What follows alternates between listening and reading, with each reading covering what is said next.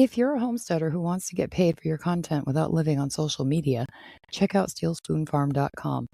Founder Jen Kibler teaches you how to build a real blog, grow your email list, and use Pinterest for sustainable marketing. Inside her coaching group, Content Seeds Collective, you'll get weekly live coaching, a private community, and access to her root cellar resource library full of tutorials and templates.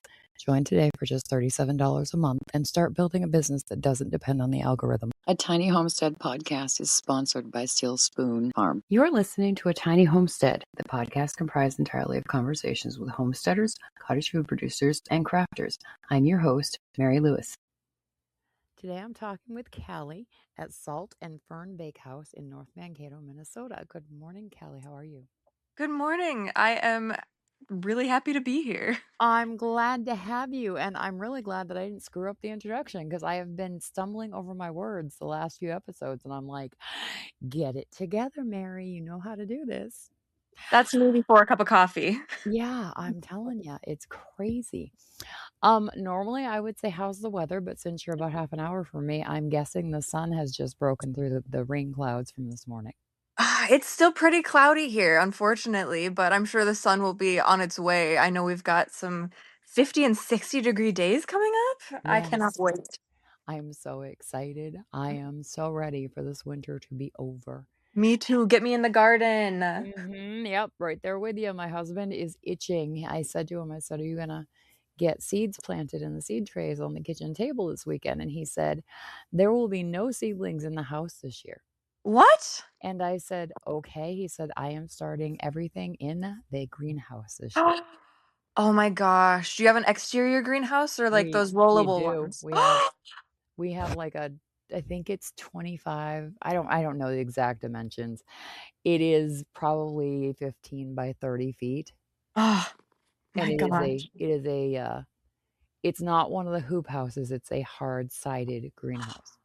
What a dream. Yes, I applied for a grant a couple of years ago and got the grant, and the grant was to go for a greenhouse. So Is that through U of M Extension? it was through the market and entry fund.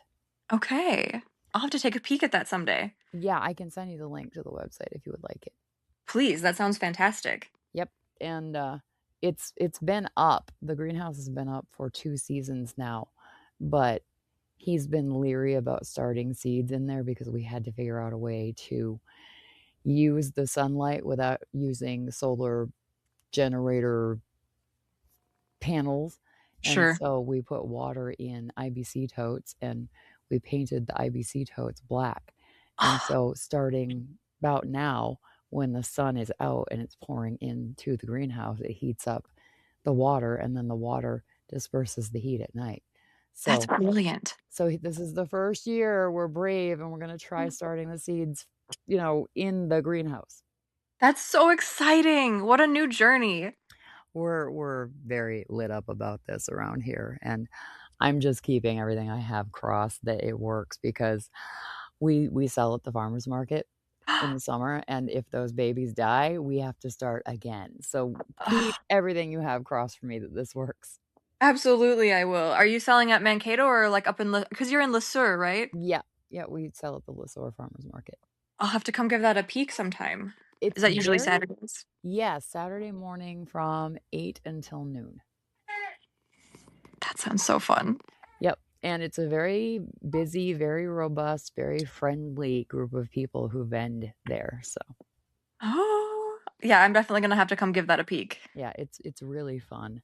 And it's, I don't want to say it's really diverse, but there are definitely some different things. People sell crafts there too.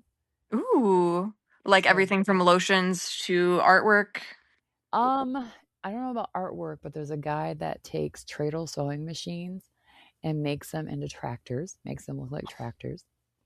All right. There's a guy who does jewelry, like pendants and stuff. And there's a lady who is in her 80s who sells eggs every summer.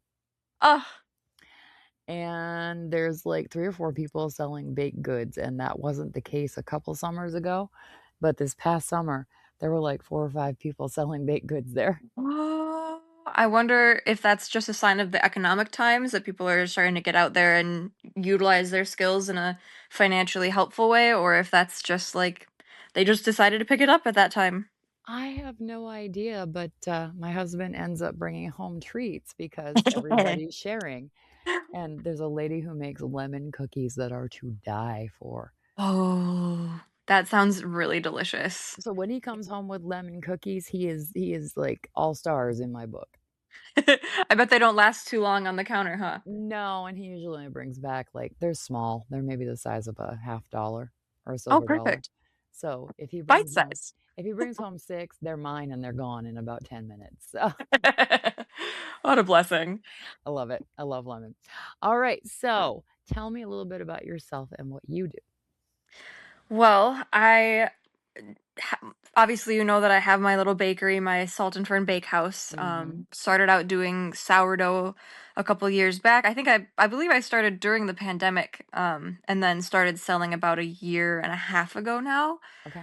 Um, it was just something a little therapeutic, and I like keeping things alive. So this sourdough starter was the next logical step, I guess. Hmm. Um, and then people liked it, and I was like, well, maybe I can be a neighborhood baker, even if I'm not gonna have an actual shop open. I can at least provide Mankato with a few extra loaves. Um, and I like knowing where a lot of my food comes from. Local food is really important to me. My degree back in the day was with food systems, consumers, and markets. So I am under the impression that honestly, buying local does more for the environment than even specifically buying organic can help because of the gas mileage that it takes. Um, it seems like buying local saves a lot of energy costs as well as you tend to hold people responsible more when you actually know where you're getting your product from. Oh, for sure. And every dollar you spend locally stays local for the most part. Exactly, exactly. So back in the local economy, and uh, that can only help my neighbors further. Yep, absolutely.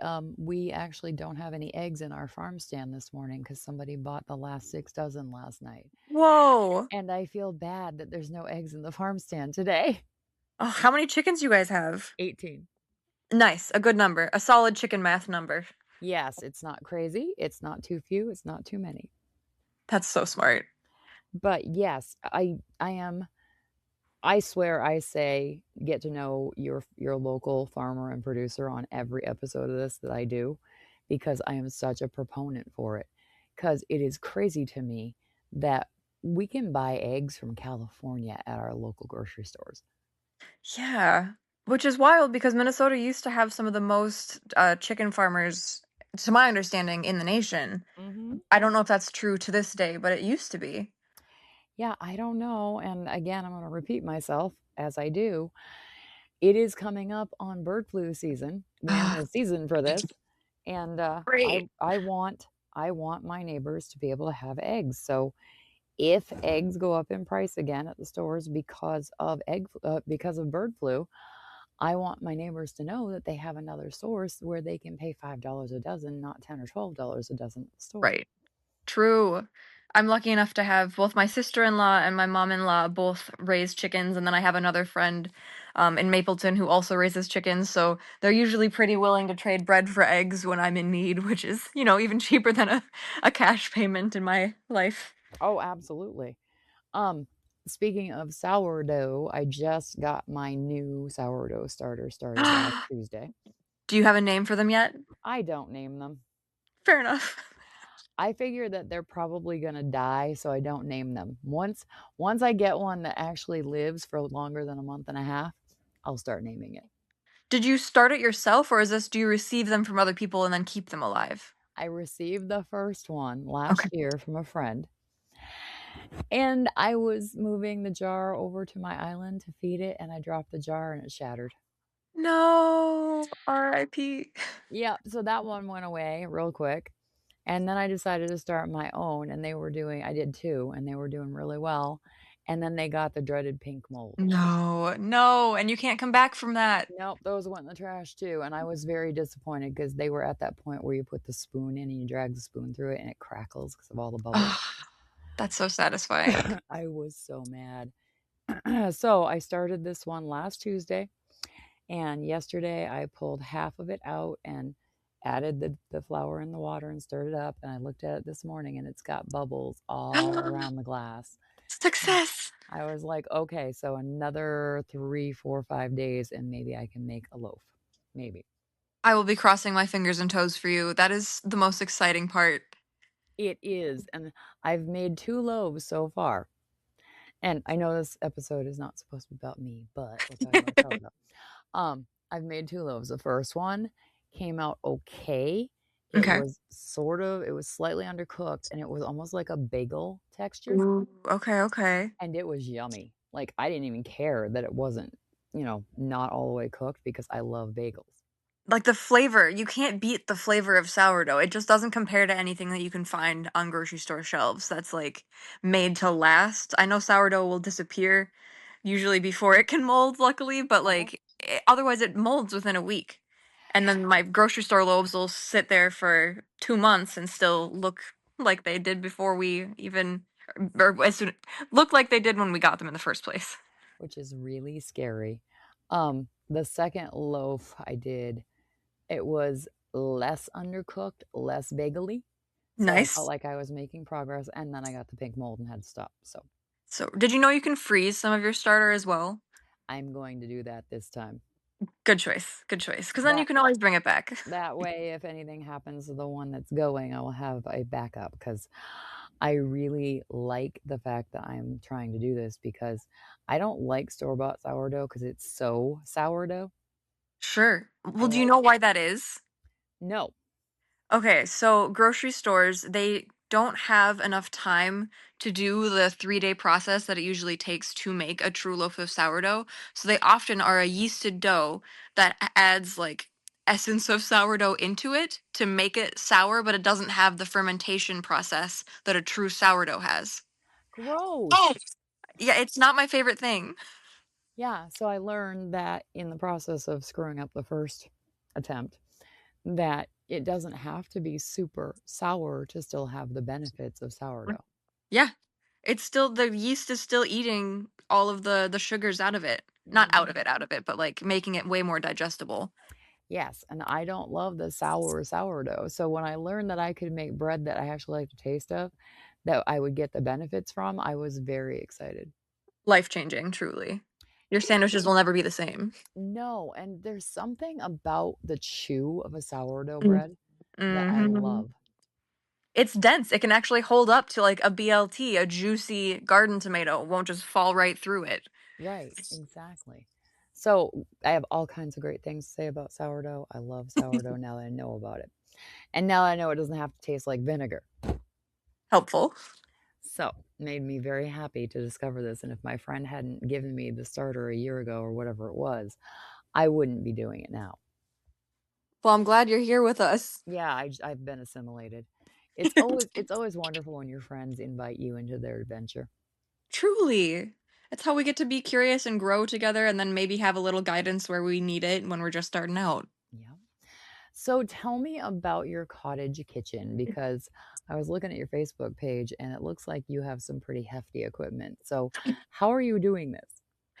Well, I just got a Simply Bread oven earlier this year and it just got hooked up as of basically yesterday.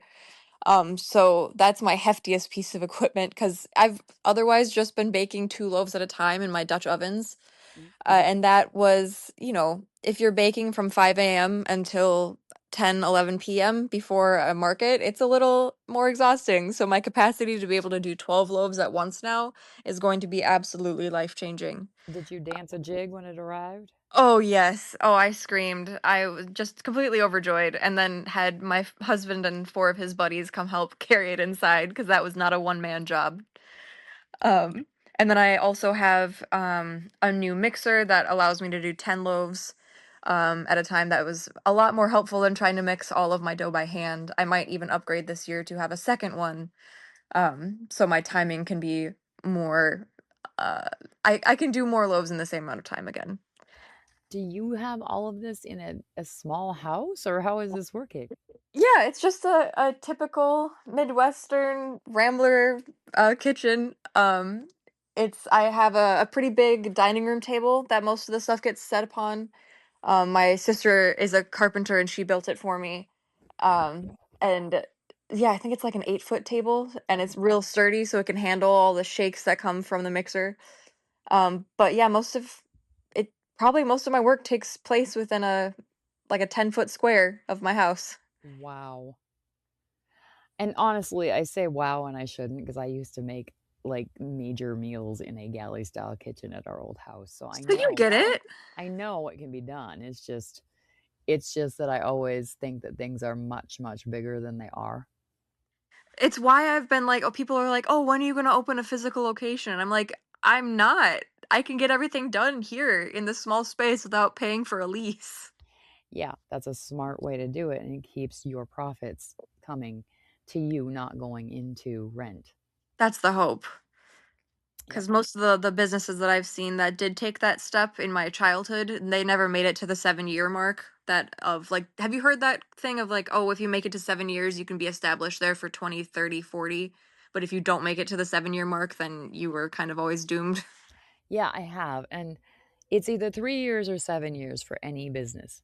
Sure, sure, sure, sure. Yeah. They So keep telling. I'm nervous to like start that timer. I'm like, I'll just keep baking out of my kitchen until capacity is such that I cannot handle what people are asking for anymore. Yes, and that leads me to my next question. You started this a year or two ago, so how is business? Is it robust? Is it growing? Is it stagnant? How is it going? I would say in general it's growing. I've been kind of on a 2-ish month hiatus with the newborn. All of my brain cells have kind of gone into that small child at the moment, but I'm starting up again this weekend with the first experimental loaves out of the new oven. And in general, I would say I probably have been selling, when I was still going whole hog at this, I was probably selling 10 to 15 loaves a week on my Monday pickup days. But then every time I would do an actual market, like at the Mankato Makerspace, I would sell out within 3 hours, no matter how much product I made. Um, so I feel like if I can start doing farmers markets this year, that would really be an excellent opportunity on my end. And then I would probably continue doing the weekly pickups, although I'm trying to decide if more people would be willing to do pickups if I made pickup day Saturday instead of Monday. Mm. But I just figured, like, oh, you want to start your work week with fresh bread instead of start your weekend with it. But there's a lot of experimentation and growth yet to still happen. I feel very young in my process of this all, which is kind of crazy that people have been I appreciating what I've been doing to the extent they have, because I feel so uh not unprepared, just it's unexpected to be appreciated in the way it's been. Yes, yes. I know exactly what you're talking about because we all suffer from imposter syndrome. And when we start something new, it's like, okay, I'm gonna try this. Yeah. And then it goes well for Yeah. the first whatever span of time. And the further you get into it, you're like, I got a handle on this. And then you take that next step. And Yep. then you go through it again. Do I know what I'm doing? Who am I to try this? Right. Who am I to explain it to other people when I still feel like there's miles and miles of knowledge still yet to be gained before I could call myself any kind of a true, like, expert or baker in general? Like, I still feel like such a novice, and then my friends are like, "No, you're awesome. You can teach me these things." I'm like, "I don't feel like that's a huge responsibility. I'm still making so many mistakes. What do you mean?" Yeah, but every journey starts with the first step. True. And I'm willing to make a million of those cuz I'm a curious, nonsensical human. Yes, I'm like that too. I started this podcast over 2.5 years ago now, That's and I awesome. had no idea how to do it, where to start, and I just Googled everything and made notes and drove myself crazy for 3 months before I ever recorded an episode. That's awesome. And I mean, the school of YouTube definitely helps for a lot of things like that as well, I imagine. I didn't even really look at YouTube. Really? Mm-hmm. Helpful. Nice, though. Good. Nope. I just went out and looked at what other people did on their podcasts. And then I typed in, how do I start a podcast in Google and found Word. all kinds of help. So, if for the listener, if you want to start something that you're interested in, try it. Yeah, just do it. Just take the first step. It does not have to be perfect. No, and if you find out you hate it, you don't have to keep doing it. True. Sunk cost fallacy. It's real, and you don't have to do it. Yeah. And no one's going to punch you in the face for trying something new. No, and then you'll know more about yourself when you come out of it. Uh-huh. Yep, absolutely. I am, again, a proponent of people following their dreams. Don't drown in them. If they're not going well, don't keep doing it, Right. but try it. You never know what's going to happen. Give it a shot, man. Yeah, absolutely. And I'm old. I'm 56 years old, and I started a podcast when I was 53 or 54. If I can do this, anybody can do something. I feel like 54 is not even that old these days. I feel like you have so much more of a sense of yourself at 54 that you probably have more freedom. I think that's what actually saved me, is that I was like, nobody cares. Nobody cares what I do. I am not out to impress anybody anymore. I'm just going to try it. And that's what frees you. Like then you can just do exactly what you want because it's like, well, who cares? Who's going to tell me no? No one. No one is going to like yell at me for trying new things these days. Yes. And if you're 16 years old, the same thing holds true. Mhm. You don't have to be constrained by other people's opinions. You have to be true to yourself. I feel like that's a much harder lesson to learn at 16 than in my 30s. Oh, I would never have done anything like this at 16, ever. Do you think it's because of the communities we've built up that we know have our backs, or is it just our sense of self? I think that when we are in our teens, we're trying to rebel and conform at the same time. Mm. Ooh. And when you're trying to rebel and conform at the same time, you find yourself very confused, very insecure, and very not sure of what you should do. That feels accurate. And I think once you turn 40, especially as a woman, that's the time where you're like, okay, I have tried to conform, I have tried to rebel, I have found middle ground. I'm going to stay in the middle ground for a while and just be me. And then we're, newsflash, happy? Crazy. Happier, Yeah. hopefully. Yeah, hopefully. Fingers crossed. But I don't think that age is the thing that should keep anyone from trying out something that they're interested in. No, definitely not. And Like, if it's just about exposure. mhm. And really proud of you for doing what you're doing, especially with a brand new baby at home. Thanks. I've just always wanted to have a family. I think my ADHD is kind of a superpower in the kind of life that I want to live between okay, well I want to know everything about raising a child. I want to know everything about raising a garden. I want to know everything about starting a business and starting to bake all these things. Like being able to bounce between all the different interests has made my life kind of more manageable and my mental health happier. Well, good, because you've got to take care of you first. Um, so I'm assuming that you saw the email that went out a while ago from the cottage food law stuff in Minnesota about that we're going to be able to ship in Minnesota starting in, I think, 2027. Yes, I'm excited to see it, but I'm nervous to see if people are going to be willing to pay whatever the shipping costs are. Yeah, and it's going to depend on how heavy the thing is that you're sending them. Because, I mean, one of my loaves is 2 pounds Mhm. already. So, and I mean, if people are going to ship canned goods, that can't be cheap either. You know, honestly, I would never ship canned goods. I just wouldn't do it.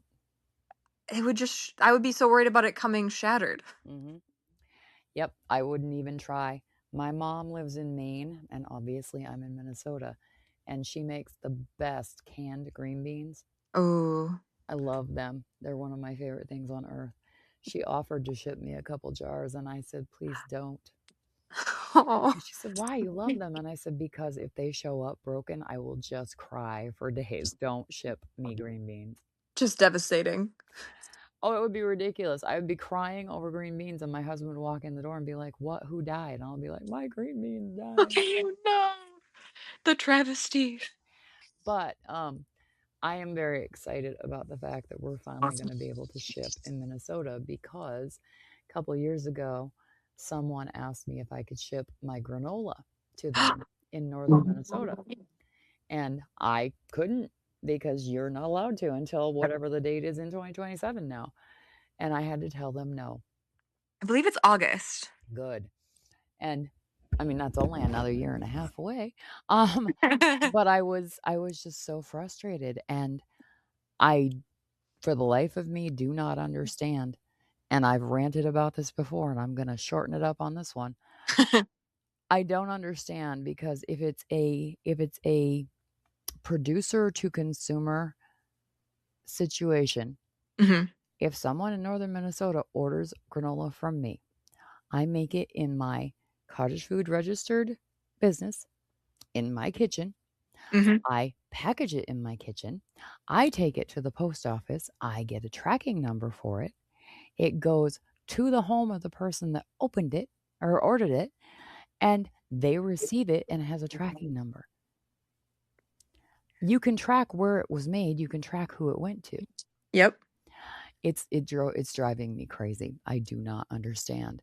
And why did they decide that we could ship in Minnesota, but we can't ship out of state? I wonder if that's due to other people's cottage laws. Like, have you looked at New York's cottage laws compared to ours? No. So strict, ridiculously strict, to the point where it probably wouldn't even be worth it to have a cottage license because you can't bake anything. Like maybe you could do a single loaf of bread with no inclusions Mm. because I don't think you can use chocolate in a bunch of things. You can't use like yeah. I I feel grateful for the freedom we do have in Minnesota, but also feeling like there's so much farther we have to go yet. Well, on my other podcast that I do with my co-host was telling me that for the first time in 250 years, which is how long we've been a country this year, that our government representatives are as far removed from agriculture as they've ever been. True. And so I feel like sometimes the people who are making the laws don't have a working knowledge about what they're making the laws about. That feels really accurate. They might know So, politics and they know nothing else, and then they create unreasonable standards. yes. And they also are some of the people who are like, I don't need to buy sourdough from Cali in Mankato when I can go to Hy-Vee and buy a loaf of sourdough bread. Yeah, it's about convenience, I suppose. Yep. Which, additionally, I wish that one of the rules that had changed for 2027 had been that we would be able to occasionally sell our goods at a co op or like I've been reached out to by. Uh, have you heard of Seal Foods in Lower North Mankato? I may have. They're fantastic. An incredible Asian grocery store. The only one that I'm aware of in southern Minnesota. And they would have loved to work with me on making a milk bread to go with like a whipped cream and strawberry sandwich. But I'm not allowed to sell my bread to them to use in their deli stuff Because you're because not of a them. commercial kitchen. Yep. Exactly. Exactly. And so I'm like, I know that my stuff is safe, but I'm not willing to risk my business in doing that. So I'm wondering if that'll be another change that maybe we'd see in 5 years, or if by that time I'll just have access to a commercial kitchen space that would be able to follow the rule of that law. You might. Stranger things have Mhm. happened. True. So tell me, I'd like to keep these to half an hour and we got a couple minutes left. Sorry. No, you're good. Tell me about the Mankato Makerspace. Oh my gosh. Okay, so they are this incredible, like if you are into skill learning and mutual aid, that is the place for you. They can teach people how to do anything from metalsmithing to pottery to woodsmithing or carpentry and jewelry making, 3D printing. Like if you want to learn a hands-on artistic crafting or building skill, chances are they will have the tool and the teacher for you. You can either take classes there, or you can, um, if you have a project in mind, you can become a member there, and then as long as you take the safety courses, you can just use the tools yourself.